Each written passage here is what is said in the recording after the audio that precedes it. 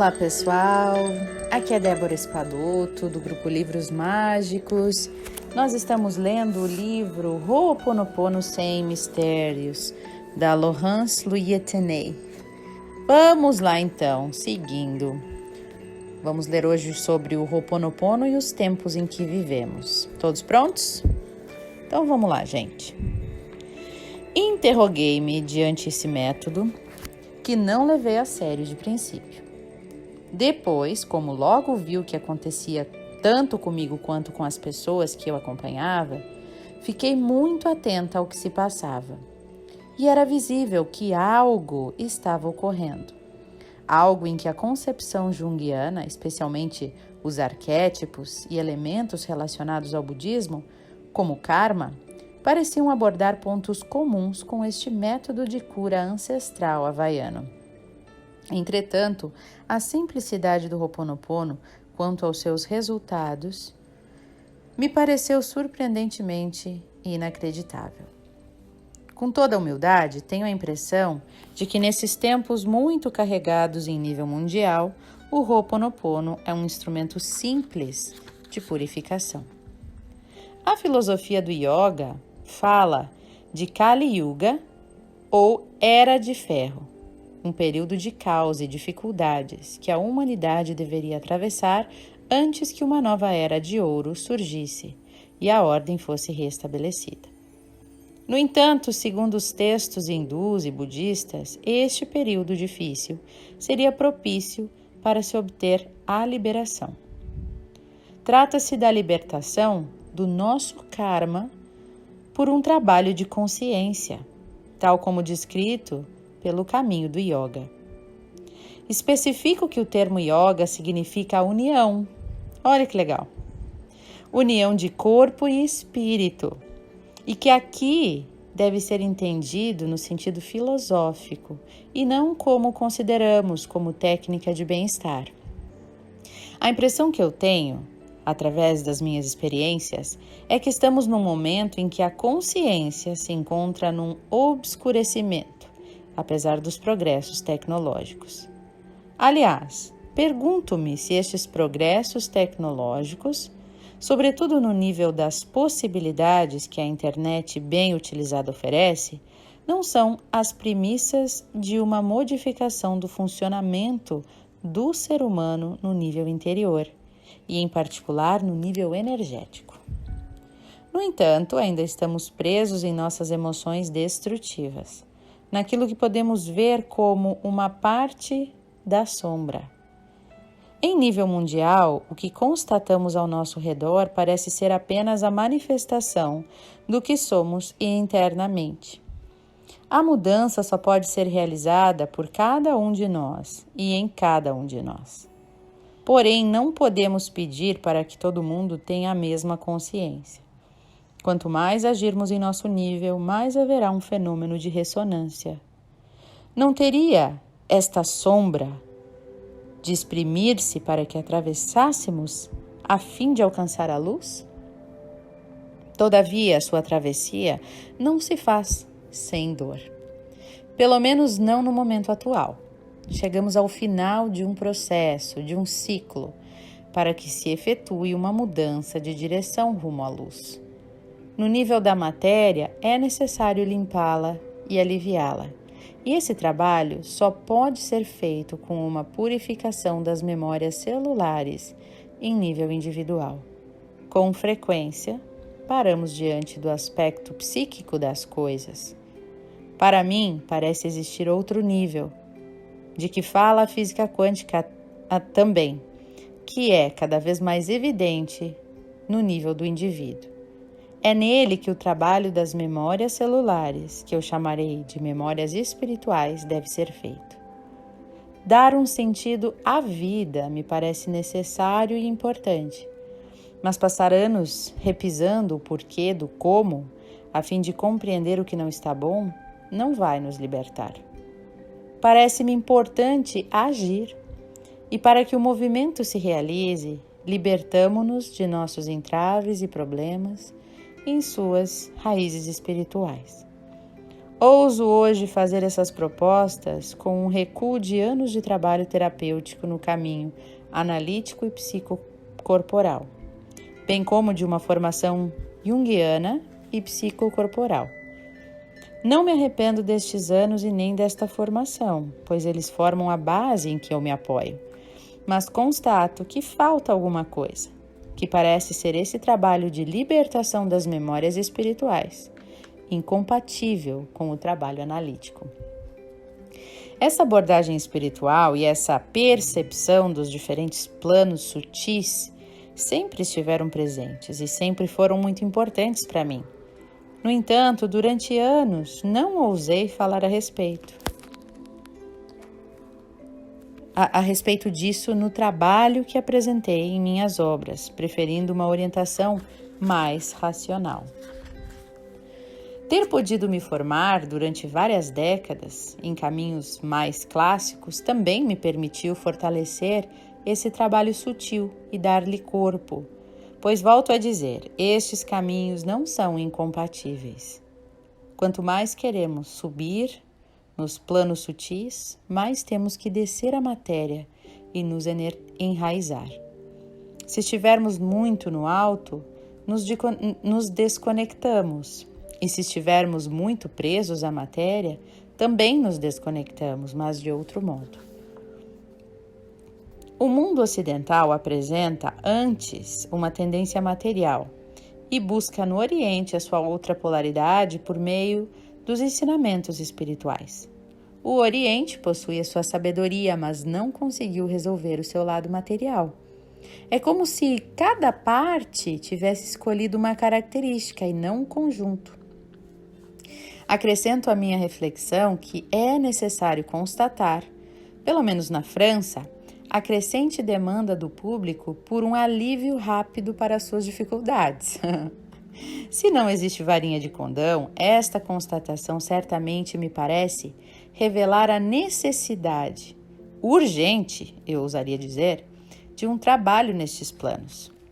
Ao pôr de lado os meus óculos de psicoterapeuta e colocar no lugar os óculos mais espirituais para explicar essa constatação, pergunto-me se em outros níveis, em termos de evolução do mundo, essa não seria uma necessidade incontornável.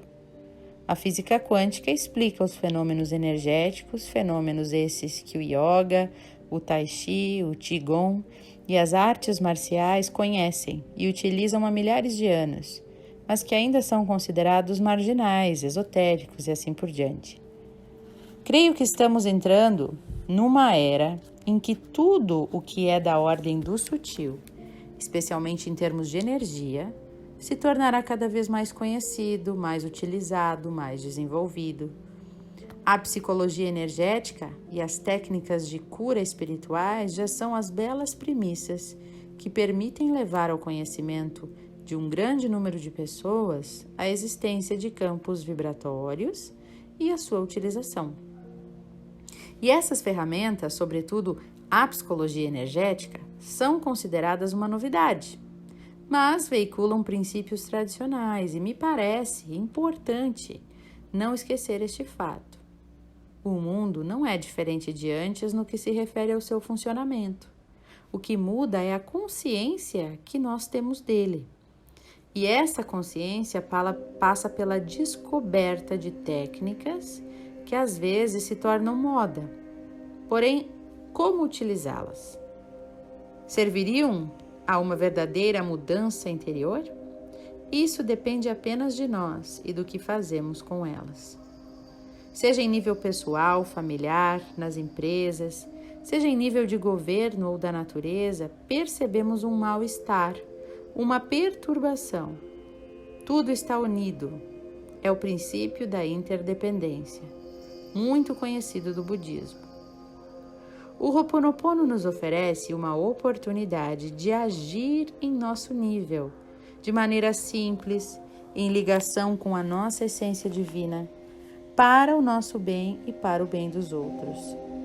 Depois de passar muitos anos tentando mudar os outros, temos ao alcance da mão um método simples e poderoso para mudar e nos alinharmos com a nossa divindade. A lógica parece derivar disso. Quanto mais purificarmos nossas memórias, tanto mais nos perdoaremos, aceitaremos os outros, compreenderemos que as diferenças são riquezas e permitiremos o surgimento de outro espaço. E para encerrar, a nossa florzinha da sorte. Não é permanecendo na opacidade que faremos surgir a luz em outro lugar. Ao contrário, se apertarmos o interruptor, a luz brilhará em nós e em outro lugar também. E é assim que se encerra esse momento, essa leitura de hoje, gente. Muito interessante nela, fazendo todo esse contraponto dos tempos atuais, embora ela escreveu esse livro já faz alguns anos. Teve um momento que ela diz assim que o yoga, né, na filosofia do yoga, diz que a gente passaria por umas dificuldades antes de conseguir que a gente mudasse para uma nova consciência, né? E realmente é isso que está acontecendo nesse momento.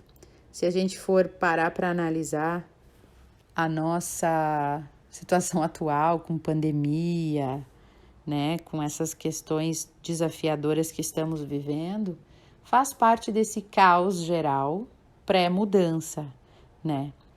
E assim é, né? Até dizem, é sempre antes do raiar do sol, né? Que se encontra o momento mais escuro. Então, que a gente possa lembrar disso quando o nosso momento mais escuro chegar, sabendo que dias melhores sempre vêm, né? Que nada, nenhuma folha cai fora do lugar. Tudo que acontece vem para o bem. E que dentro disso a gente tem o nosso livre-arbítrio para fazer as nossas escolhas diárias, fazendo com que a gente vá caminhando no nosso caminho do bem, né? A gente vá trilhando, as nossas escolhas vão nos levando para as nossas consequências. E não tem certo nem errado, é apenas o que escolhemos, né? Mas que a gente possa sentir dentro do nosso coração, né? Como eu gosto de dizer assim que o coração é sempre um termômetro, né? Se o seu termômetro, seu GPS interno está acusando para essa direção, vá sem medo, né? Não existe escolha errada quando a gente age com o coração. Nunca existe. Então, às vezes a cabeça quer uma coisa, o coração quer outra, né? Porque a cabeça está sempre focando em ter vantagem, em se tornar importante, em ganhar dinheiro, né? E o coração, às vezes, está nos dizendo o que a gente realmente quer, né? Então, vamos lembrar de seguir o coração mais do que a mente.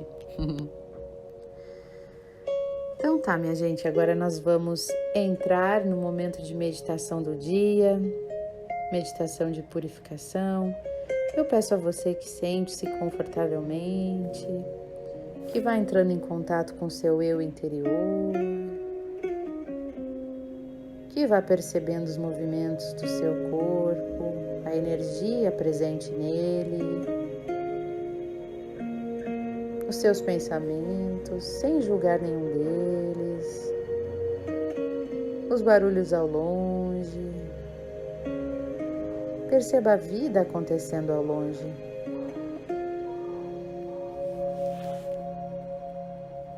Respire. Nada pode tirar a sua paz, a não ser que você permita. Querida divindade, Criador de tudo que é,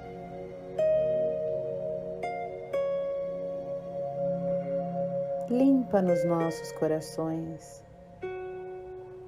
tudo que nos trava, tudo que nos impede de ir em frente, tudo que nos impede de ser melhor a cada dia, tudo que nos impede de seguirmos o nosso coração.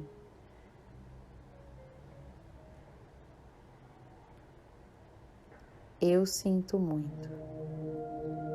Me perdoe. Eu te amo e sou grato. Eu sinto muito. Me perdoe. Eu te amo e sou grato. Eu sinto muito. Me perdoe. Eu te amo e sou grato. Gratidão, Criador, por esta purificação. Gratidão, gratidão, gratidão. Está feito.